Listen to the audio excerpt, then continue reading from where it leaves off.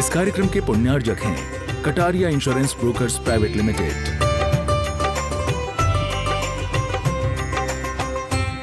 गुरुजी, मैं भी सात गोंडा जी की तरह चींटियों की रक्षा करता हूँ और सबसे प्रेम करता हूँ। लेकिन गुरुजी, ये मेरी सहायता तो नहीं करता। क्या सात गोंडा जी अपने मित्र की सहायता नहीं करते थे? सदैव किया करते थे। और सहायता से संबंधित तो मुझे उनका एक बहुत रोचक संस्मरण भी याद आ गया। तो सुनाओ ना गुरुजी, वो रोचक संस्मरण। बताता हूँ। ये घटना तब की है जब सात गोंडा लगभग 28 वर्ष के थे। हाँ, तो जब सात गोंडा अपनी दुकान पर बैठकर शास्त्रों का अध्ययन करते थे तो उनकी दुकान पर बहुत से लोग आ जाते थे। उन्हीं लोगों में एक उनके मित्र थे मालगौड़ा पाटिल। जब एक रात वो शास्त्र सुनने नहीं आए तो शास्त्र चर्चा के पश्चात सात गोंडा उनके खेत पर पहुंच गए। अरे अरे, ये क्या कर रहे हो मालगोड़ा? आत्महत्या पाप है।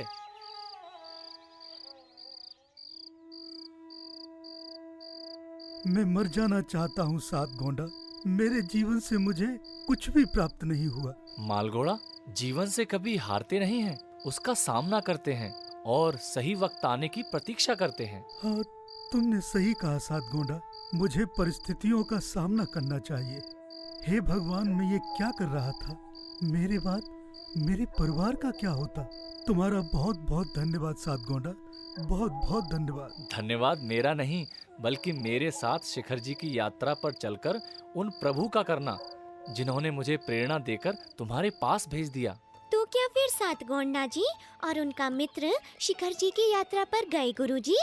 वो शिखर जी लगभग 32 वर्ष की उम्र में गए थे। तो गुरुजी, वहाँ की भी कोई कहानी सुनाइए ना। सुनाता हूँ। सात गोंडा की तीर्थ भक्ति भी अपूर्व थी। हे वीर प्रभु, मैं तो ऊपर चढ़ने में असमर्थ हूँ। आप ही कृपा करो। क्या मैं आपके दर्शन करे बिना ही लौट जाऊंगी? अरे माताजी, आप निराश मत होइए। आप मेरी पीठ पर बैठिए, मैं कराऊंगा आपको पर्वतराज की वंदना। श्री संवेद शिखर मनहारी शाश्वत। जीते रहो बेटा, बहुत अच्छे संस्कार दिए हैं तुम्हारे माता पिता ने तुम्हें। भगवान तुम्हारी हर मनोकामना पूरी करे। बहुत बहुत धन्यवाद। अरे माताजी, धन्यवाद कैसा? ये तो हर युवा का कर्तव्य है। आप तो बस आशीर्वाद दीजिए। जीते रहो बेटा। गुरुजी, क्या सात गोंडा जी शिखर जी के बाद किसी और तीर्थ की यात्रा पर भी गए थे? हाँ हाँ, गए थे। शिखर जी के बाद वो राजगिरी की 5 पहाड़ियों की यात्रा पर गए थे और वहाँ भी उन्होंने एक वृद्ध पुरुष को पीठ पर बैठाकर राजगिरी की 5 पहाड़ियों की वंदना कराई थी। लेकिन गुरुजी, राजगिरी की यात्रा के बाद वो कहाँ गए? राजगिरी की यात्रा के बाद वो घर वापस लौट आए। लेकिन इन यात्राओं के बाद उनके जीवन में बहुत से परिवर्तन हो गए।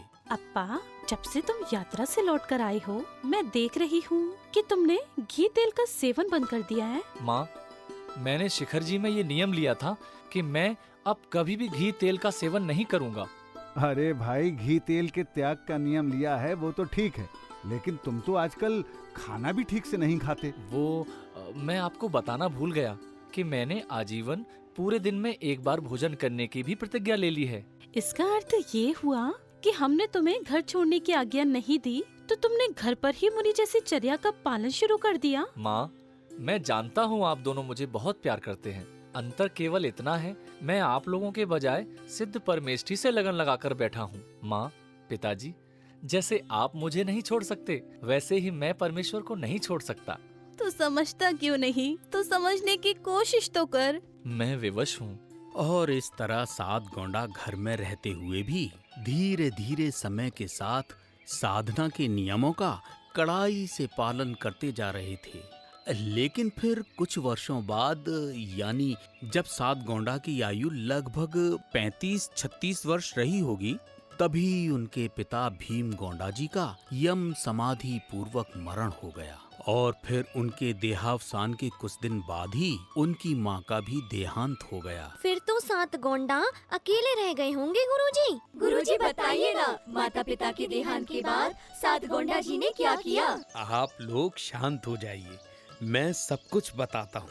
सुनो, माता पिता के देहांत के बाद 7 गोंडा बहुत अकेले हो गए। फिर तो वो अपने कमरे से बाहर ही नहीं निकलते होंगे। ऐसा क्यों? क्योंकि मैं भी जब उदास होता हूँ तो मैं भी अपने कमरे से बाहर नहीं निकलता। ऐसा नहीं है बच्चों, माता पिता के देहांत के बाद उन्होंने इस अकेलेपन का भी सदुपयोग किया। लगभग 5 वर्ष तक, मतलब 40 वर्ष की आयु तक इस अकेलेपन में उन्होंने शास्त्रों का खूब अध्ययन किया। एक दिन उनके अंतर मन में ये प्रेरणा उठी कि उन्हें अब एक ऐसे गुरु की आवश्यकता है जो उनका आत्म कल्याण कर उन्हें मोक्ष का मार्ग दिखा दे। बस फिर क्या था, वो सच्चे गुरु की खोज में निकल गए। कहाँ निकल गए? वो अपने गुरु की खोज में कर्नाटक राज्य की ओर निकल गए। भाई देख रहे हो, अप्पा के जाने के बाद अपना गांव कितना सूना सूना लग रहा है। सच कह रहे हो भाई, ऐसा लगता है जैसे हमारे गांव का रतन हमें छोड़कर चला गया। अरे भैया, समय, नदी, पवन और संत प्रवृत्ति के लोग किसी एक जगह नहीं ठहरते। बात तो ठीक है, लेकिन इतने बड़े कर्नाटक राज्य में अप्पा गया कहाँ होगा?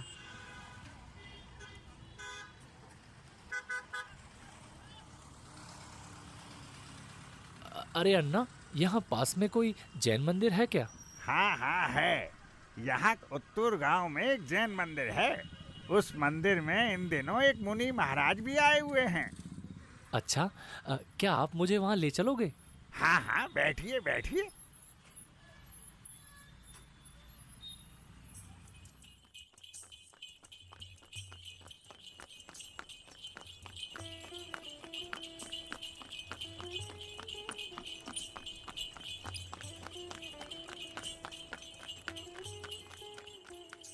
लो अन्ना, आ गया आपका जैन मंदिर।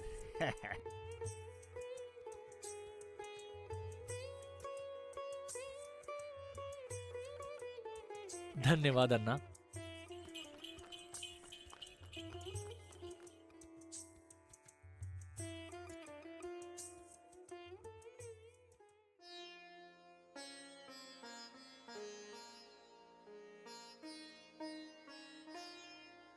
तो क्या 7 गोंडा जी को उस मंदिर में उनके गुरु मिल गए? हाँ गुरुजी, बताइए ना, उनके गुरु मिल गए? 7 गोंडा जी के गुरुजी का नाम था देवेंद्र कीर्ति जी महाराज। और जब 7 गोंडा उनके सामने पहुँचे। नमोस्तु गुरुदेव। आशीर्वाद आशीर्वाद। कहाँ से आए हो? क्या नाम है तुम्हारा? गुरुजी, मेरा नाम 7 गोंडा है। मैं भोजग्राम कर्नाटक से आया हूँ। गुरुदेव, मुझे पहले भी आपकी सेवा का अवसर प्राप्त हो चुका है, जब आपके चरण हमारे निवास पर पड़े थे। अच्छा अच्छा, भीम गोंडा के पुत्र 7 गोंडा हो? जी गुरुदेव। कैसे हैं तुम्हारे माता पिता? जी, वो अब इस दुनिया में नहीं रहे। अब तुम क्या चाहते हो? आपकी शरण चाहता हूँ गुरुवर। मुझे निर्ग्रंथ दीक्षा देकर कृतार्थ कीजिए गुरुदेव। ये मार्ग अति कठिन है। संकट आने पर मन विचलित हो सकता है। जी गुरुजी, मैं जानता हूँ मुनि बनना इतना आसान नहीं, लेकिन मैं हर कठिन परीक्षा देने के लिए तैयार हूँ। सोच लो, इस मार्ग पर बहुत से संकटों का सामना करना पड़ेगा। कितने ही संकट हों गुरुवर, मैं दिगंबरत्व धारण करना चाहता हूँ। आप आशीर्वाद दीजिए और मुनि दीक्षा देकर मुझे कृतार्थ कीजिए। मुनि दीक्षा सीधे नहीं दी जा सकती। इस वर्तमान काल में साधक को पहले क्षुल्लक, एलक, फिर मुनि, इस प्रकार क्रम पूर्वक दीक्षा लेने से आत्मा के पतन का भय नहीं रहता। अतः तुम्हें पहले क्षुल्लक दीक्षा ही लेनी चाहिए। मैं समझ गया गुरुदेव। तो फिर आप मुझे आज ही क्षुल्लक दीक्षा दे दीजिए। आज ही? लेकिन दीक्षा के उपकरण पिक्षी कमंडलू तो कल ही आएंगे ना। गुरुजी, वो लोटा रखा है ना, रस्सी बांधकर कमंडल बन जाएगा। बहुत तीव्र उत्कंठा है दीक्षा लेने की तुम्हें 7 गोंडा। ठीक है। ब्रह्मचारी जी, 7 गोंडा के लिए उस लोटे में रस्सी बांधकर कमंडलू बना दीजिए और मेरी इस पिच्छी से कुछ पंख निकालकर एक पिच्छी भी बना दीजिए। 7 गोंडा की क्षुल्लक दीक्षा आज ही होगी और वैसे भी आज ज्येष्ठ शुक्ल त्रयोदशी का शुभ दिन भी है। और इस तरह क्षुल्लक दीक्षा के लिए उत्तूर गांव के मंदिर में तैयारियां शुरू हो गईं। जुलूस निकाला गया, भगवान पार्श्वनाथ की प्रतिमा का अभिषेक हुआ और फिर अभिषेक के बाद 7 गोंडा जी ने गुरु देवेंद्र कीर्ति जी महाराज से क्षुल्लक दीक्षा के लिए निवेदन किया। गुरुदेव, मुझे दीक्षा देने की कृपा कीजिए।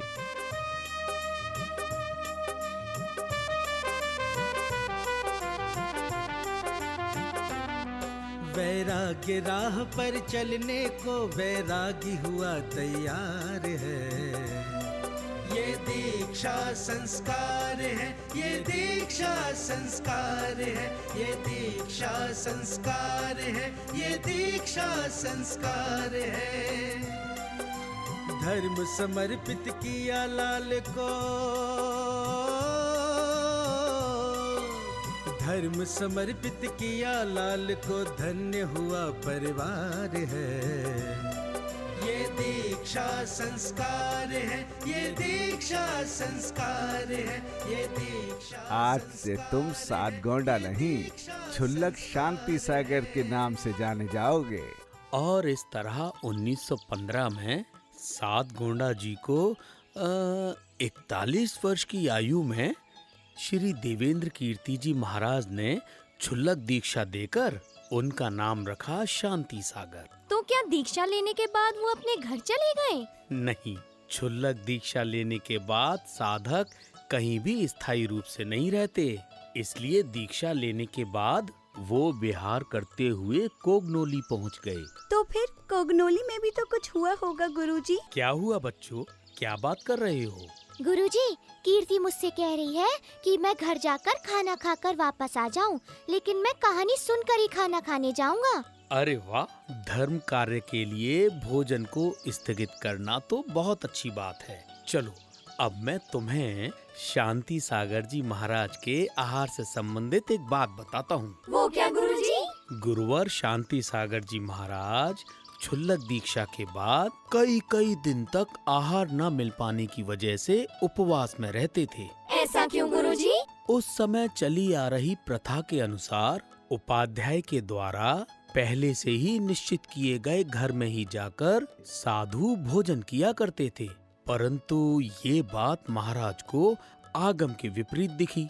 इसलिए उन्होंने प्रतिज्ञा की कि जहाँ शास्त्रानुसार आहार प्राप्त होगा वहीं आहार ग्रहण करेंगे। फिर क्या हुआ गुरुजी? इसका फल ये हुआ कि उनको अक्सर कई दिन तक आहार नहीं मिलता था और कभी-कभी तो उन्हें 4-4, 5-5 दिन तक भी बिना आहार के रहना पड़ता था। गुरुजी, अगर उनको बहुत दिनों तक भोजन नहीं मिलता तो क्या होता? यही प्रश्न जब उनसे एक श्रावक ने किया तो पता है उन्होंने क्या कहा? क्या कहा गुरुजी? उन्होंने उस श्रावक को उत्तर दिया, यदि शास्त्रानुसार आहार नहीं मिलेगा तो हम उपवास करते हुए समाधि मरण को ग्रहण करेंगे, किंतु आगम की आज्ञा का उल्लंघन कभी नहीं करेंगे। और इस तरह उन्होंने न केवल स्वयं बल्कि कोगनोली में सन 1915 में हुए अपने पहले चातुर्मास के दौरान ही अपने प्रवचनों के माध्यम से वहाँ के श्रावकों में भी ग्रहित मिथ्यात्व के त्याग का महान प्रचार प्रसार शुरू कर दिया। स्नेही बंधुओं, संसार में सबसे बड़ा आत्मा का शत्रु मिथ्यात्व है। मैं देख रहा हूँ कि आजकल लोग जिनेंद्र देव को भूलकर चतुर्गति रूपी संसार में डुबाने वालों की आराधना में संलग्न हैं और ये सब पापों में प्रमुख है। मैं जानता हूँ कि आदतवश बचपन से चली आ रही मिथ्या परंपराओं को छोड़ना बहुत मुश्किल है, परंतु सच्चा जैन धर्म यही कहता है कि हमें शीघ्र अतिशीघ्र मिथ्यात्व का त्याग कर देना चाहिए। महाराज श्री, आपके वचनों को सुनकर मुझे सत्य पथ का दर्शन हो गया है। मैं आज ही मिथ्यात्व के त्याग का नियम ग्रहण करता हूँ महाराज श्री। महाराज श्री, हम सब भी आज से मिथ्यात्व के त्याग का नियम लेते हैं। बोलिए जिन शासन की जय। बोलिए छुल्लक श्री शांति सागर जी महाराज की जय। महाराज, मेरे मन में एक जिज्ञासा है कि आपको वैराग्य कैसे हुआ? कोई निमित्त तो मिला होगा। मेरा मतलब है, आपको साधुत्व के लिए प्रेरणा कहाँ से प्राप्त हुई? हमारा वैराग्य नैसर्गिक है। ऐसा लगता है कि ये हमारा पूर्व जन्म का संस्कार हो। गृह में, कुटुंब में हमारा मन प्रारंभ से ही नहीं लगा। हमारे मन में सदा वैराग्य का भाव विद्यमान रहता था। हृदय बार बार गृहवास के बंधन को छोड़ दीक्षा धारण करने के लिए स्वयं उत्कंठित होता था। धन्य हैं आप गुरुदेव, और आज कोगनोली की धरा भी धन्य हो गई आप जैसे संत के दर्शनों को पाकर। बोलिए छुल्लक श्री शांति सागर जी महाराज की जय। और इस तरह पहले चातुर्मास के बाद ही गुरु जी की सारे समाज में जय जयकार होने लगी। आप भी बोलिए मेरे साथ, छुल्लक श्री शांति सागर जी महाराज की जय हो। गुरुजी, रवि मुझसे पूछ रहा था कि शांति सागर जी महाराज का दूसरा चातुर्मास कहाँ हुआ था। गुरुजी, आप ही बता दीजिए। बताता हूँ। उनका दूसरा चातुर्मास सन 1916 में कुंभोज में हुआ, तीसरा सन 1917 में हुआ कोगनोली में, और चौथा चातुर्मास हुआ सन 1918 में जैनबाड़ी में, जिसके संपन्न होने के बाद शांति सागर जी कुछ श्रावकों के साथ वहां से प्रस्थान कर गए गिरनार जी की यात्रा के लिए। और हाँ, वहाँ पर भी एक अद्भुत घटना घटी। क्या अद्भुत घटना गुरुजी? हाँ, जब शांति सागर जी गिरनार जी पहुंचकर 22वें तीर्थंकर नेमिनाथ की टोंक पर जाकर भगवान के चरणों में नतमस्तक हुए तो उनको अचानक एक प्रेरणा हुई। कैसी प्रेरणा गुरुजी?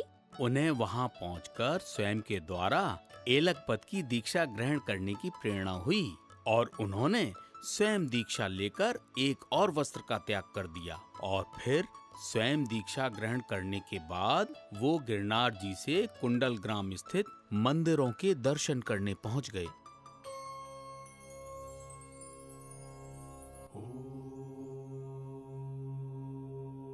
गुरुजी, मैं भी रोज मंदिर जी में भगवान के दर्शन करने जाती हूँ। बहुत अच्छी बात है। हम सबको अपने जीवन में धर्म का कड़ाई से पालन करना चाहिए। शांति सागर जी भी अपने जीवन में व्रतों और जैन सिद्धांतों का बड़ी कड़ाई से पालन करते थे। कड़ाई से पालन मतलब? बताता हूँ। एक बार महाराज जी एक धार्मिक दंपत्ति के यहाँ आहार ग्रहण करने पहुँचे, परंतु वहाँ से बिना आहार किए ही लौट गए। गुरुवर आए द्वार हमारे, विधि कोई मन धारे। गुरुवर आए द्वार हमारे, विधि कोई मन धारे। मुझे वापस जाना होगा। अरे गुरुदेव, क्या हुआ? आप बिना आहार किए ही जा रहे हैं। हमसे कोई त्रुटि हो गई है क्या गुरुदेव? महाराज जी, अगर कोई त्रुटि हो गई हो तो अज्ञानी समझकर क्षमा कर दीजिए। अरे नहीं नहीं, ऐसा कुछ भी नहीं है।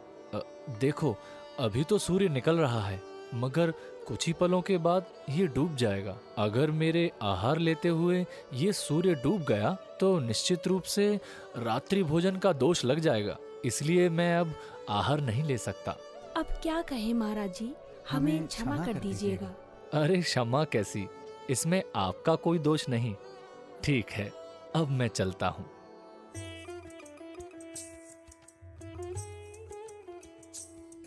और इस तरह गिरनार जी से अपनी पैदल यात्रा प्रारंभ करने के बाद कुंडल ग्राम होते हुए वो सन 1918 में नसलापुर पहुंच गए, और वहीं संपन्न हुआ उनके एलक पद का पहला और अंतिम चातुर्मास।